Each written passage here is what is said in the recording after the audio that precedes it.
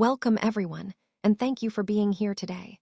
I'm excited to introduce our topic, the seasons of narcissistic relationships. On this journey, we'll look beyond the usual cycle, love bombing, devaluation, discard, and hoovering, and instead explore these relationships as seasons. These seasons aren't about the narcissist's actions alone, but about the internal experiences of someone caught in such a relationship. Over the next few slides, we'll examine 4 distinct seasons, each representing a phase that shapes perception, awareness, and ultimately, the path towards freedom. Let's get started. Welcome to Season 1, the season of novelty and delight. This is really the opening chapter, the intoxicating season that draws us in. For many people, this phase feels like love bombing or idealization. It's when the narcissist appears as someone larger than life, captivating, charming, and uniquely attuned to your needs. At this stage, they often seem like a revelation, something extraordinary. In romantic relationships, this phase can feel like destiny, like you've found your perfect match. The narcissist tends to erase old wounds, filling those empty spaces with intense passion and excitement. It's a period of feeling seen and understood in a way that feels almost magical. In parent-child relationships, this season might remind us of childhood, when our parents seemed heroic, all-powerful, and worthy of admiration. It's a time when everything feels heightened, special, almost eternal. But here's the thing, you really need to be aware of the danger, because how real this all feels is what makes it so tricky. Narcissistic relationships initially seem bigger than life, offering a balm to past pain and sparking inspiration. It's that sense of uniqueness that hooks us and later makes us yearn to recapture that magic. And just like spring's beauty, this season feels endless in the moment. But as we'll see, it's important to remember it never really lasts. Now, let's talk about Season 2, which I like to call the season of confusion and despair. It sneaks in slowly, much like how the days get shorter in autumn. You start to notice that the warmth and joy you once felt begin to fade. During this time, manipulative behaviors like entitlement, selfishness, triangulation, and gaslighting start to show their true colors. The narcissist who once made you feel cherished now has the power to destabilize your reality, making you question what's real. This stage is particularly dangerous because cognitive dissonance takes hold. You remember the magic you experienced in Season 1, so when cruelty starts to surface, you might wonder if you're just imagining it. It's a confusing and painful place to be. Self-blame also deepens here.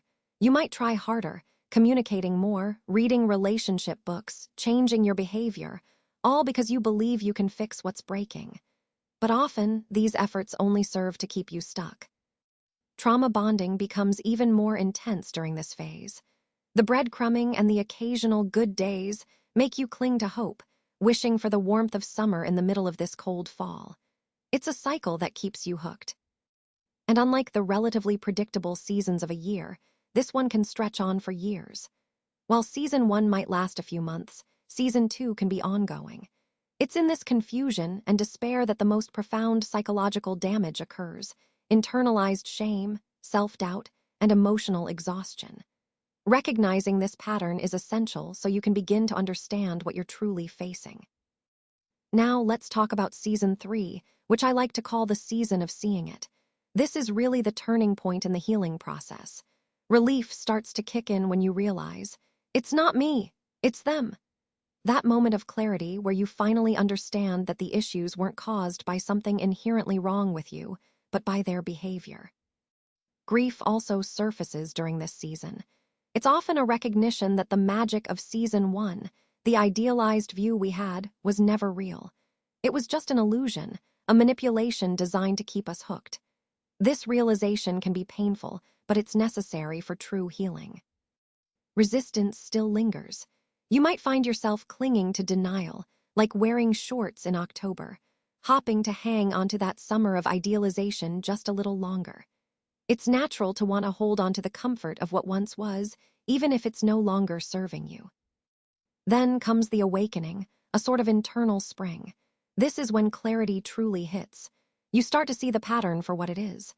Maybe you've done therapy, listened to podcasts, read books, or just experienced painful repetition, But suddenly, the relationship stops feeling like your failure. Instead, it begins to reveal itself as their pathology. And here's the powerful part. This season is transformative. For the first time, you can step back and recognize the narcissist's behavior as a pattern. It's not a mystery, it's not your fault. It's a set of consistent traits that will not change. Understanding this is a huge step forward in reclaiming your power. Welcome to Season 4, the season of not being able to unsee it. This is truly the season of liberation, the endless summer. If you recall, Season 3 was about recognition, acknowledging what's really going on. But Season 4 takes it a step further. It's about radical acceptance. You can no longer deny, rationalize, or bargain with yourself. The mask has come off, and even the narcissist's good days become transparent.